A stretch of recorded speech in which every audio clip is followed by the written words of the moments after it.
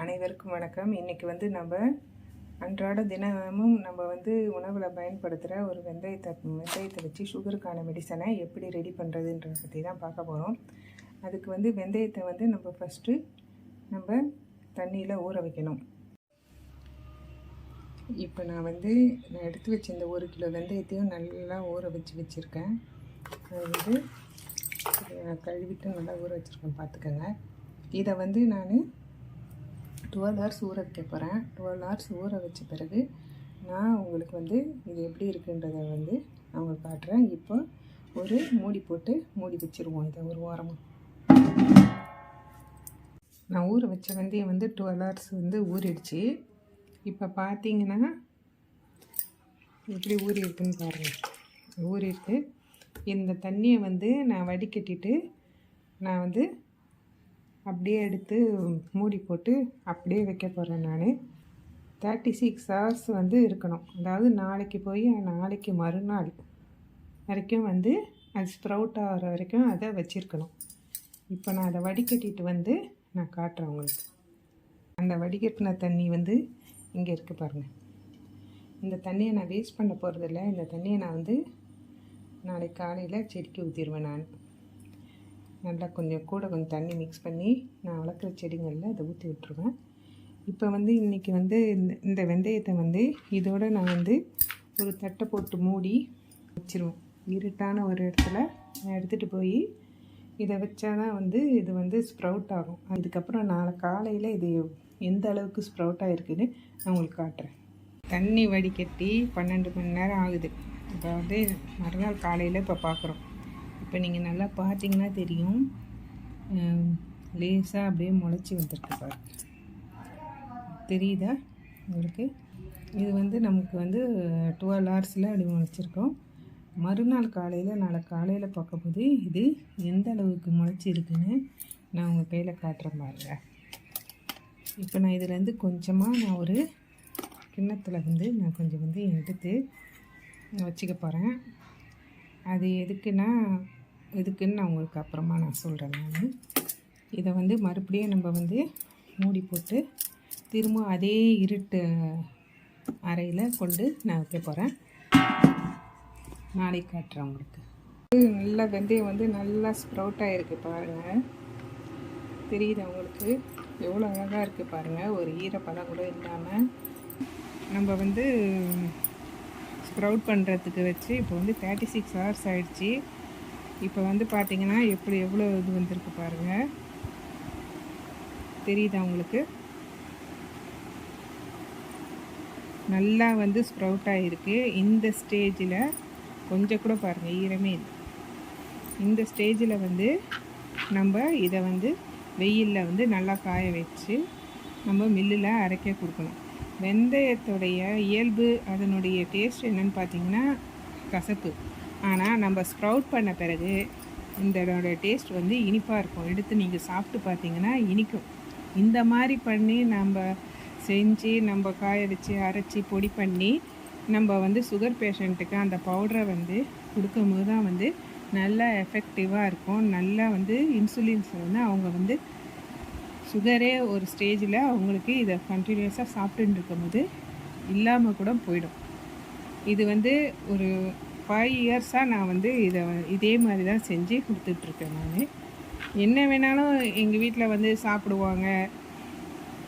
Control இல்லாமல் அவங்க சாப்பிடுவாங்க. ஆனாலும் அவங்களுக்கு சுகர் ஏறாது. நார்மலான ஒரு டேப்லெட்டு பவர் கம்மியான டேப்லெட்டை சாப்பிட்டுட்டு இருப்பாங்க. அவங்க அந்த கண்ட்ரோல் இது பண்ணியிருந்தால் ஃபுல்லாகவே அது போயிடும். நீங்கள் பார்த்தீங்கன்னா ரொம்ப கண்ட்ரோலாக இருக்கிறவங்களுக்கு இது போயிடும். சுகர் இல்லாமல் கூட கடைசியில் ஆகும். நீங்கள் இப்போ நான் இதனுடைய பெனிஃபிட்ஸ் என்னன்ட்டு நான் இதை பவுட்ரு பண்ணி நான் காய வச்சு நல்லா வெயிலில் காய வச்சு மிஷினில் கொடுத்து அரைச்சிட்டு நான் இதனுடைய பெனிஃபிட்ஸ்லாம் என்ன, எப்படி சாப்பிட்ணுங்கிறத நான் சொல்கிறேன். ஆனால் இதனுடைய பலன் ரொம்பவும் அதிகம். நீங்கள் வெந்தயத்தை வெறும் வயிற்றில் சும்மா அள்ளி போடுறது, இல்லை சாதாரணமாக பவுடர் பண்ணி சாப்பிட்றது, அதெல்லாம் அந்த அளவுக்கு எஃபெக்டே கொடுக்காது. இது வந்து நான் 1 கிலோ ஊற வச்சுருக்கிறதுனால நான் வந்து எனக்கு வந்து இது கிட்டத்தட்ட 6 மாதத்துக்கு மேலே வரும் எங்கள் வீட்டில். அதனால் வச்சுருக்கேன். இல்லை ஃப்ரெண்ட்ஸுக்கும் கொடுப்பேன். அவங்களாம் சாப்பிட்டுட்டு அவங்க நல்லா இருக்குது அப்படின்னு சொல்லிவிட்டு அவங்களும் இப்போ செய்ய ஆரம்பிச்சிட்டாங்க இதே மாதிரி. இப்போ பார்த்திங்கன்னா நான் மேலே உள்ளதெல்லாம் எடுத்து காய வைக்க போட்டிருக்கேன். இப்போ அடியில் வந்து கொஞ்சம் குழக்குழப்பு தன்மை இருக்கும். அதை அப்படியே காய போடக்கூடாது. அதை என்ன பண்ணோன்னா இந்த குழக்குழப்பு போகிற மாதிரி நல்லா கழுவிட்டு அதை நல்லா வடிகட்டிட்டு அதுக்கப்புறம் வந்து காய வைக்கணும். அந்த குழக்குழப்போடு காய வச்சிங்கன்னா ஃபுல்லாகவே எல்லாமே ஒரு ஸ்டிக்கியாக ஒரு மாதிரி பிசு பிசுன்னு ஒட்டிட்டு ஒரு மாதிரி காயறதுக்கு டைம் எடுக்கும். அதனால் இதை நல்லா வடிகட்டிட்டு நீங்கள் வந்து இந்த குழக்குழப்பெல்லாம் வடிகட்டி எடுத்துகிட்டு தான் நீங்கள் காய வைக்கணும். நான் மேலே உள்ள ட்ரையாக உள்ளதெல்லாம் எடுத்து நான் போட்டிருக்கேன் ஷீட்டில். இப்போ இதை வடிகட்டி அதோடு சேர்த்து காய வச்சு நான் காய வச்சிருவேன். இப்போ பார்த்திங்கன்னா வந்து க்ளீனான ஒரு ஷீட்டில் வந்து நான் கொட்டி வச்சுருக்கேன். இதை எடுத்துகிட்டு போய் நான் வெயிலில் காய வைக்க போகிறேன். காய வச்சுட்டு வந்து நான் உங்களுக்கு காட்டுறேன். இப்போ பார்த்திங்கன்னா நான் வந்து வெந்தயத்தை காய வச்சு ஒரு 10 டேஸ் கிட்ட ஆகுது. ஏன்னா இது காயத்துக்கு ஒரு 10 டேஸ் எடுத்துக்கிட்டுச்சு. மழை வெயில் மாறி மாறி இருக்கும். இந்த ஸ்ப்ரவுட்டான வெந்தயம் இப்போ நல்லா காஞ்சிருக்கு. இப்போ வந்து இதை வந்து நம்ம மிஷினில் கொடுத்து அரைக்க போகிறோம். அதுக்கு முன்னால் வந்து இதில் வந்து 1 கப் அளவுக்கு வெந்தயத்தை வந்து எடுத்து வச்சுக்க போகிறேன். ஒரு 3/4 கப் அளவுக்கு எடுத்து வச்சுக்க போகிறேன். இந்த வெந்தயத்தை வச்சு நான் என்ன செய்கிறேன்றதை வந்து நான் அடுத்த வீடியோவில் உங்களுக்கு காட்டுறேன். நான் உங்களுக்கு வெந்தயம் ஊற வச்சு ஸ்ப்ரவுட் பண்ணி எடுக்கும்போது ஒரு சின்ன கிண்ணத்தில் வெந்தயம் காட்டியிருப்பேன். அதை வந்து என்ன செய்ய போகிறேன்றது தான் நான் பாருங்கள். இந்த ஒரு ஸ்வீட் பாக்ஸில் லேசாக மண்ணை தூவி அந்த விதையை போட்டு இந்த வெந்தயக்கீரை வளர வச்சுருக்கேன். 10 டேஸில் வந்து இந்த வெந்தயக்கீரை இவ்வளோ தூரம் வளர்ந்துருக்கு. 10 to 15 டேஸ் கிட்டே இருக்குது. இந்த வெந்தயக்கீரை வச்சு நான் இப்போ மேத்தி தால் வந்து ஒரு நாளைக்கு நான் செஞ்சிருவேன். நீங்களும் அதே மாதிரி ஒரு உங்கள் வீட்டில் உள்ள சின்ன குழந்தைகிட்ட இப்போத்துலேருந்தே வந்து இந்த மாதிரி ஒரு சின்ன ஸ்வீட் பாக்ஸில் குட்டி குட்டி செடிங்க கீரைங்களை வளர்க்க வச்சு பழகிக்கங்க.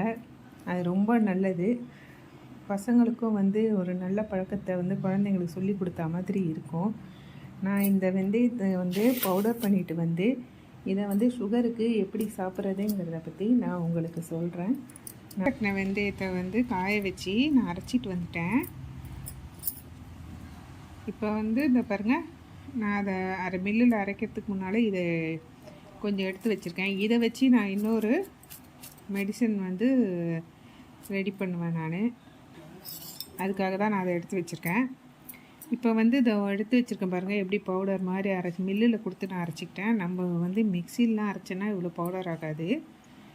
இதை வந்து நீங்கள் டெய்லி வந்து 1 ஸ்பூன் அளவு சாப்பாட்டுக்கு காலையில் வெறும் வயிற்றில் வந்து சுடு தண்ணியில் ஒரு 200 ml ஹாட் வாட்டருன்னு வச்சிட்டிங்கன்னா அதில் போட்டு இதை போட்டுட்டு அதை ஊற்றி நல்லா அடிச்சிங்கன்னா ஒரு ஹார்லிக்ஸ் மாதிரி அப்படியே திக்காக வந்து குழப்பாக வரும். இது பார்க்கறதுக்கு கஞ்சி மாதிரி வந்துடும். இதை வந்து இந்த பவுடரை வந்து இப்படி தான் சாப்பிட்ணும்.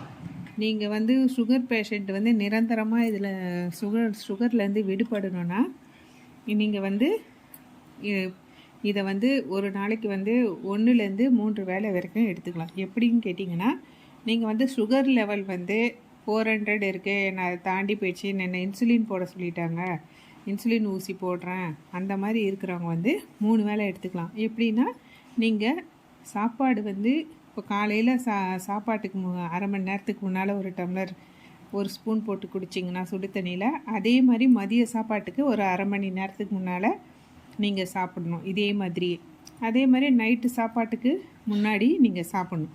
இந்த மாதிரி நீங்கள் சாப்பிட்டிங்கன்னா இன்சுலின் லெவல்லேருந்து நீங்கள் படிப்படியாக வந்து டேப்லெட் லெவலுக்கு குறைஞ்சிக்கிட்டே வருவீங்க.